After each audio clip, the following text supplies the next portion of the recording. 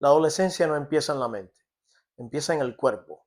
Empieza cuando el cuerpo crece más rápido que la capacidad de entender lo que está pasando. Cuando las hormonas comienzan a subir, a bajar, cuando las emociones se intensifican, cuando el ruido molesta más, cuando la ropa pica más, cuando el cansancio llega antes y dentro de ese cuerpo, en esa misma transformación, hay un niño o una niña autista tratando de mantenerse en pie en un mundo que no se detiene. Muchos padres dicen, antes no era así, algo cambió. Y tienen razón, pero no cambió el carácter, cambió el volumen de todo. Un niño que antes toleraba el ruido del aula, ahora llega a casa irritable. Una niña que antes hablaba sin parar, ahora se encierra en su cuarto. El entorno es el mismo, el cuerpo ya no. Aquí empieza esta etapa de 11 a 15 años. El cuerpo cambia antes que las herramientas. Entre los 11 y los 15 años, el cuerpo entra en una carrera acelerada. Crecimiento físico, cambios hormonales, nuevas sensaciones internas. Para muchos adolescentes autistas, el cuerpo se vuelve extraño. Un niño empieza a sudar más, a sentir la camiseta pegada, a molestarse con el contacto mínimo, se enfada sin razón, se frustra con facilidad. No es agresividad nueva, es un cuerpo saturado intentando autorregularse. Una niña, por su parte, empieza a cubrirse con sudaderas, aunque haga calor, evita mirarse al espejo, se incomoda con su propio cuerpo, no porque algo esté mal con ella misma, sino porque el cuerpo cambió antes de que tuviera palabras para explicarlo. Las hormonas no crean el problema, las hormonas amplifican lo que ya cuesta. Y cuando no se entiende lo que pasa por dentro, el cuerpo habla por donde puede. El mundo social deja de explicarse. Aquí ocurre uno de los cambios más silenciosos y más duros. En primaria las reglas se dicen, los adultos explican, corrigen, median, espera tu turno, no interrumpas. Eso no se dice así. Pero entre los 11 y los 15 años, lo que llamamos secundaria o middle school, las reglas desaparecen del lenguaje. Nadie te las explica. Se asume que ya las sabes y el error social ya no se enseña, se castiga.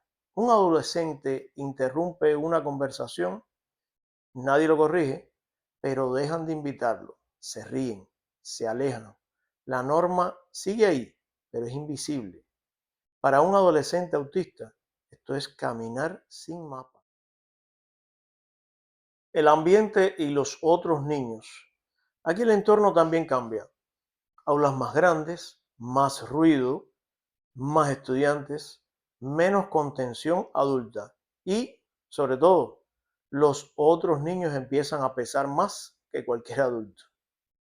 Las amistades ya no son espontáneas, hay jerarquías, grupos, códigos. Muchos adolescentes autistas empiezan a observar más de lo que participan. Imitan gestos, copian risas, se callan para no equivocarse. Desde fuera parece progreso, desde dentro es agotamiento. La falta de amigos duele, pero tener que actuar para conservarlos duele más. Aquí muchos padres dicen, ya no molesta, está más tranquilo y no siempre es calma. A veces es cansancio, cansancio profundo. En esta etapa aparece algo nuevo, la comparación. Ellos pueden y yo no. Algo me cuesta más. No siempre se dice en voz alta, pero se siente. Muchos adolescentes dejan de explotar hacia afuera y empiezan a replegarse hacia adentro. Llegan a casa y se encierran. No hablan, no quieren actividades. No es un rechazo, es una necesidad de bajar el volumen del mundo. Aquí es donde más se pierde a los que parecen estar bien. Las conductas no son el problema. Irritabilidad, rigidez, aislamiento, explosiones pequeñas pero frecuentes. Nada de esto aparece de la nada. Es el resultado de un cuerpo cambiando, hormonas activas, un ambiente más exigente y reglas sociales invisibles. No es un desafío, no es una manipulación, es regulación fallando. Cuando el entorno exige más de lo que el cuerpo puede sostener, la conducta habla. ¿Qué necesitan realmente? No necesitan más corrección pública, no necesitan que les exijan ser normales, necesitan ambientes predecibles, adultos que traduzcan el mundo social, espacio donde no tengan que actuar, un lugar donde puedan llegar cansados, callados, raros, sin miedo. Eso regula más que cualquier cosa, más que cualquier castigo. La idea es atravesar esta etapa sin dañarse, sin romperse. La adolescencia no es el enemigo.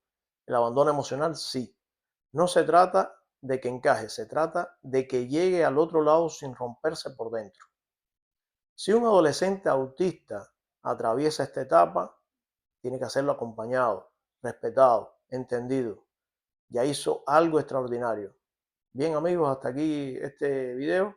Nos vemos pronto para seguir hablando de este amplio, maravilloso y complejo mundo del espectro autista. Nos vemos.